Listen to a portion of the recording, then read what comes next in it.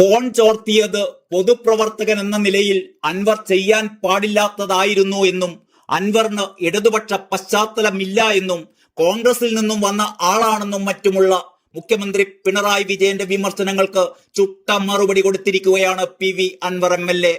അൻവർ പരസ്യ പ്രതികരണം തുടർന്നാൽ താനും മറുപടി നൽകേണ്ടി വരുമെന്നും മുഖ്യമന്ത്രി പത്രസമ്മേളനത്തിൽ മുന്നറിയിപ്പ് നൽകിയിരുന്നു.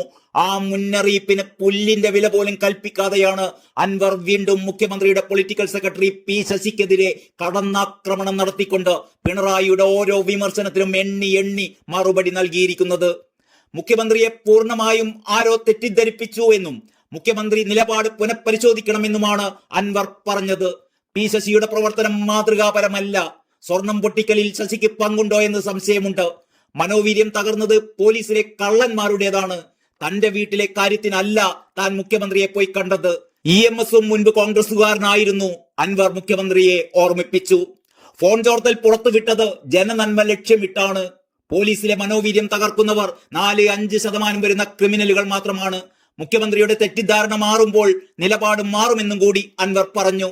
സ്വർണ്ണക്കടത്ത് സംഘങ്ങളിൽ നിന്ന് പി ശശി പങ്കുപറ്റുന്നുണ്ടോ എന്ന് സംശയിക്കുന്നുവെന്നും അതുകൊണ്ടാണോ മുഖ്യമന്ത്രിയെ ഇങ്ങനെ തെറ്റിദ്ധരിപ്പിക്കുന്നത് എന്നും അൻവർ പറഞ്ഞു. താൻ ആരോപണം ഉന്നയിച്ചത് പോലീസിലെ വളരെ കുറച്ച് ഉദ്യോഗസ്ഥർക്കെതിരെയാണ്. പോലീസിൽ നല്ല ഒരുപാട് ഉദ്യോഗസ്ഥരുണ്ട്. 10ാം ക്ലാസ് പാസ്സാവാത്ത, എഴുതാൻ അറിയാത്ത പോലീസുകാരും കേരളത്തിലില്ല. മുഖ്യമന്ത്രി തന്നെ സൂചിപ്പിച്ച പോലീസിലെ പുഴുക്കുത്തുകൾക്കെതിരെയാണ് തന്റെ പോരാട്ടം. അത് തുടരുക തന്നെ ചെയ്യും. തന്റെ ആരോപണത്തിൽ പോലീസിലെ ക്രിമിനലുകളുടെ മനോവീര്യമാണ് തകർന്നത് എന്ന് മുഖ്യമന്ത്രി മനസ്സിലാക്കണമെന്നും പി അൻവർ പറഞ്ഞു. താൻ പുറത്തുവിട്ട ഓഡിയോ സന്ദേശം പോലീസ് സൂപ്രണ്ട് MLAയുടെ കാല് പിടിച്ച് കരയുന്നതാണ്. മരമുറി കേസിൽ SP-യോട് അന്വേഷണം നടന്നോട്ടെ എന്ന് താൻ പറഞ്ഞതാണ്. എന്നാൽ അദ്ദേഹം പിന്നെയും കാലുപിടുത്തം തുടർന്നു. സുജിത് ദാസ് കള്ളത്തരം ചെയ്തിട്ടില്ല എങ്കിൽ എന്തിനാണ് കാല് പിടിച്ചത്? എന്താണ് ഇതിൽ നിന്ന് മനസ്സിലാക്കേണ്ടത്? ആ ഫോൺ റെക്കോർഡ് ചെയ്തത് സമൂഹത്തെ ഇത് സീരിയസ് ആയി ബോധ്യപ്പെടുത്താനാണ് എന്നും അൻവർ പറഞ്ഞു. മുഖ്യമന്ത്രിയെ പൊട്ടക്കിണറ്റിൽ ചാടിക്കാൻ നിൽക്കുന്ന ഒരു വിഭാഗമാണ് അദ്ദേഹത്തിന്റെ കൂടെയുള്ളത്. അത് പി ശശിയും MR അജിത് കുമാറും മാത്രമല്ല.